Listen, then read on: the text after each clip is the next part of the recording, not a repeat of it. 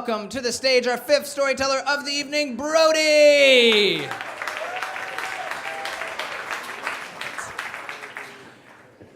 So, like Madison, I was not a cool kid in high school. I was terrified of booze, and so instead of going to parties and hanging with the popular crowd, I spent most of my time hanging out in hotel lobbies and stalking professional football players for their autographs. And if you're curious if there's a lot of, getting girls in the autograph game, the answer is no. The only piece of social currency that I really had in high school was my friendship with Montana Ross. And you all knew a Montana Ross at your high school, okay? This was the girl, beautiful and smart and popular. And we had become friends in the 6th grade when my popularity peaked as the president of the student council. And she didn't abandon our friendship in high school, even though she had wildly outclimbed me socially. But of course, I always wanted more with Montana, and of course, she never did. But I did make a move one time. I tried to kiss her, and she politely declined with the universal expression for, "Ew, I would never make out with you," which is, I just wouldn't want anything to affect our friendship. But then I went off to college, and I made some friends, and I joined a fraternity, and I got to remake myself a little bit in the way that you can when you're in a new place and people don't know you, and I got a little more confidence with girls, and then I got the best news of my entire life. Montana wanted to come and visit me at college. So this was my chance to show her the new me and make her my girlfriend. So my fraternity was having a big party the night that she arrived, and I organized a pregame in my dorm room. And it's difficult for me to express to you the absurdity of my organizing a pregame. This was maybe the 3rd time that I had had anything to drink in my life. I knew nothing about alcohol. I was expecting maybe 7 guests, and I had 10 bottles of liquor. But I was excited because Amy Harris, who was the Montana of my hall, had agreed to come and bring her roommates. Amy was my best friend on my hall. I think, like Montana, Amy saw me as this kind of, sexless, non-threatening, semi-male being who she could talk about her boyfriends with. But that didn't matter because she was coming with her friends to make me look good. So I wanted to stay loose. I took a shot before Amy's crew came, and then another when they got there, and another shot or two when Montana got there. I think you can all see where this is going.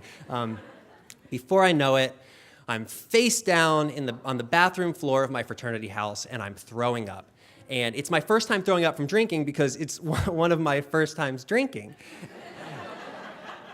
And in hindsight, it's probably just as likely that I was throwing up from the nerves of my pregame or from something that I'd eaten in the cafeteria earlier that day because I hadn't had that much to drink. But in that moment, on that bathroom floor, on that night, my instincts told me that I was about to die. But I recalled this policy that we had learned about during orientation that said if you called 911 on behalf of an intoxicated student, even if that student was underage, neither you nor that student would face any repercussions. And I wasn't sure if calling the ambulance on myself would qualify under a very strict reading of that policy, but again, my life was on the line, so I picked up the phone. And the operator picks up and she says, 911, what's your emergency? And I'm like, I'm really drunk. My friend is very drunk and needs an ambulance. And she said, well, can you give me any information about your friend? And I was like, yeah, tons. His name's Brody Davis, Social Security number 5575322, Empire Blue Cross Blue Shield, 6'2", 185, still a virgin, like sushi. She was looking more for like, is your friend conscious? But she was impressed about how much I knew about my friend. She was on to me, but she sent the ambulance. And as I said, my instincts just moments before had told me that legitimately death was knocking on my door. But by the time the ambulance got there, I was basically sober. And because of that, I can remember every single humiliating step I took as I walked out the front door of my fraternity, down the lawn, and into the ambulance with sirens blaring, as all the students who were out that Saturday night on frat row lined the sidewalks, including Montana, and clapped for me. So I wake up the next morning and I call my dad in tears and I say, my life is over and I'm never gonna be president of the United States now.